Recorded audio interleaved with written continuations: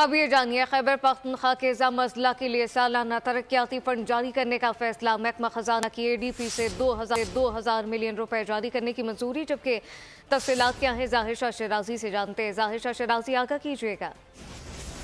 जी बिल्कुल, ये 2000 मिलियन रुपए से ज्यादा जारी किए गए हैं मुख्तलिफ डिपार्टमेंट्स के लिए, उन अजला के लिए जो कि खैबर पख्तूनख्वा में जम किए गए हैं, जो साबका कबायली इलाके थे। जो डिटेल हमारे पास मौजूद है और डॉक्यूमेंट के मुताबिक बोर्ड ऑफ रेवेन्यू के लिए तकरीबन 500 मिलियन रुपए जारी किए गए हैं, पीने के पानी और सैनिटेशन के लिए 500 मिलियन है, एलिमेंट्री एंड सेकेंडरी एजुकेशन के लिए तकरीबन 135 मिलियन, एनर्जी के लिए 6 मिलियन रुपए से ज्यादा जो है वो जारी किए हैं। इसके अलावा ज़म अजला के शोबा सेहत के लिए सबसे ज्यादा रकम 300 मिलियन रुपए, हायर एजुकेशन के लिए 25 मिलियन और होम डिपार्टमेंट के लिए तकरीबन 240 मिलियन रुपए जारी किए गए हैं।